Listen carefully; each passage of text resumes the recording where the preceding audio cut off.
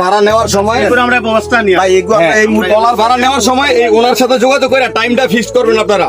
টাইমটা ফিক্স করে দিবেন যে উনি বলবে যে ওখানে যাওয়ার পরে আপনারা আধা ঘন্টা বা 40 মিনিট যতটুকু ঘুরবেন, 1.5 ঘন্টা দেই, সর্বোচ্চ 1.5 ঘন্টা ওখানে যাওয়ার পরে। এখান থেকে টাইম না, কিন্তু ওখানে যাওয়ার পর দেখুন আমি এখন আছি অনলি ভাইজান ফেসবুক পেজ ও ইউটিউব চ্যানেল। এটা হচ্ছে সিলেট রাতারগুল থেকে সরাসরি। আমার সামনে আছে ফরিদ ভাই। আচ্ছা ফরিদ ভাই, ঢাকা থেকে ও সারা বাংলাদেশে যে লোকগুলো আপনাদের কাছে আসে, আপনারা তো কাঙ্ক্ষিত ভাবে এদেরকে ভালো একটা সেবা দেন, সেবা দেওয়ার জন্য এখানে বসছেন, তাই না? আচ্ছা, আমার ছোট্ট একটা অভিযোগ, যেহেতু আমি একজন বাংলাদেশের নাগরিক আর আমার একটা সমস্যা থাকলে আমি আপনার কাছে বলতেই পারি নাকি? জি অবশ্যই। আচ্ছা, আমরা 5 জন নৌকা ট্যুরে গেছি।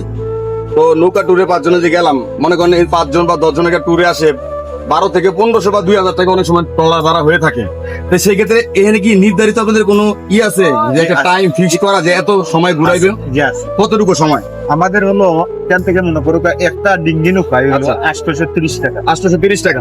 830 টাকার মধ্যে হইলো নৌকার মাঝি হইলো 750 টাকা। নৌকার মাঝি 750 টাকা, 50 টাকা। আচ্ছা। আর 80 টাকা হইলো জেলা পরিষদ। জেলা পরিষদ 80 টাকা, মানে যে ছোট নৌকাটা ফরেস্টে ঢোকার সময়। জি, আচ্ছা। জেলা পরিষদ হইলো 80 টাকা, আচ্ছা। মোট হইলো 830 টাকা। আচ্ছা। আর এখান থেকে বর্তমানে এখন হইলো শুকনা মৌসুম। জি। শুকনা মৌসুমের কারণে যেমন মনে করো এখান থেকে যদি আমরা একটা ডিঙ্গি নৌকা সোজাসুজি ছাড়ি, আচ্ছা। তাহলে প্রায় আপনার 2 ঘন্টা লাগে যাবে রাস্তা। আচ্ছা। এই জন্য মনে করো আমরা ইঞ্জিন বোর্ড দিয়া দিছি আর ভিতরে ডিঙ্গি নৌকা দিয়া দিছি। এই ইঞ্জিন বোর্ডের তেল খরচটা শুধু আমরা 170 টাকা নেই। আচ্ছা, আমি যে কথাটা বলতে চাইছি, ওইখানে যাওয়ার পরে ছোট যে নৌকাগুলো আছে, মানে ওনাদেরকে বইলা রিকোয়েস্ট করা ভিতরে নিতে হয়। ওরা শুধু ওয়াশ টাওয়ার যায় অল্প একটু জাস্ট 10 মিনিট ঘোরা যায়, আইসা পরে বলে আমাদেরকে বকশিস দিতে হবে, নাহলে আমরা দাদা শোনেন বকশিস দিতে হবে, নাহলে আমরা ওই গাড়ি যাবো না। কারণ আমার কাছে আমার প্রশ্ন হলো, মানুষ এত দূর দূরান্তের এত কষ্ট করে আসার পরে যদি ওই ভিতরে গেলে সিন্ডিকেট করে যে আমি ওখানে যাবো না, আমাকে বকশিস দিতে হবে, এই ধরনের আচরণ করে, তাহলে সেই ক্ষেত্রে আপনারা কি ব্যবস্থা নিবেন?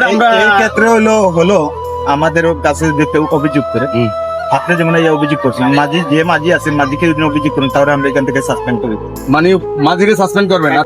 চলেন সবাই তো এখানে আছে, ভাই বেড়াদা যারা আছে, ঢাকা থেকে আসছে, সিলেটের স্থানীয় লোকজন যারা আছে, আপনি কাজটা করবেন যে একটা নির্ধারিত টাইম দিয়ে দিবেন যে আপনারা ওখানে যাওয়া পৌঁছানোর পরে 20 মিনিট অথবা আধা ঘন্টা বা 40 মিনিট, তাতে করে পাবলিক যারা আছে, আমার কথা শোনেন, যাতে করে পাবলিক যারা বিভ্রান্তি হইব না। কারণ আপনি যখন টাইম দিবেন যে এখানে যাওয়া টাইম 1 ঘন্টাও লাগতে পারে, জোয়ারের কারণে 1.5 ঘন্টাও লাগতে পারে, কিন্তু যখন ওখানে পৌঁছাইবেন তখন আপনারা সময় পাবেন 40 মিনিট বা আধা ঘন্টা বা 1 ঘন্টা। এই জিনিসটা আপনি ফিক্সড করে দেন। ফিক্সড করে দেওয়া, আমরা এটা ফিক্সড করা কতটুকু ফিক্সড করা? 1.5 ঘন্টা থেকে এটা শুনি নাই, আচ্ছা, আমাদেরকে এটা কেউ বলে নাই। প্রশ্ন এই যে আমাদেরকে যে ভাই নিয়ে গেছে বড় ভাই, আমরা কিন্তু 1.5 ঘন্টা ঘুরছি, আপনি বলেন। ঘন্টার উপরে হবে ভাই। না আমরা তো অনলি ফর 20 মিনিট ঘুরছি ভাই। ওই টলার সহ হবে ভাই আপনাদের সাথে টলার সহ 1.5 ঘন্টা করলে তো কোনো ভাই। সাথে যদি তর্ক করা লাগে তাহলে এই যে 1 মিনিট, এই যে প্রমাণ, এই যে প্রমাণ দেখেন, এই যে উনি বলতেছে যে 1.5 ঘন্টা, কিন্তু উনি আবার এখন বলছে টলার সহ 1.5 ঘন্টা, কিন্তু আসলে টলার সহ কি 1.5 ঘন্টা? শুনেন ভাই, ওখানে 1 থেকে 1.5 ঘন্টা। আপনার অভিযোগ কি ওই মাঝির উপরে না? না ওই মাঝির উপরে, ওনার উপরে। হ্যাঁ, ভিতরের মাঝির নাম কিটা? নাও হেগু আইছে এগু নাম কইতে না, কিন্তু নাম চিনি না, ও জলু আচ্ছা যাই হোক, আলহামদুলিল্লাহ। না থাক আলহামদুলিল্লাহ, উনি অনেক সুন্দর একটা সমাধান দিছে। এরপর আপনারা রাতারগুলে যারা আসবেন, অবশ্যই ট্রলার ভাড়া নেওয়ার সময় এই যে ওনার ছবি তুলে রাখছি, অবশ্যই ট্রলার 1.5 ঘন্টা পরে ঘুরবেন।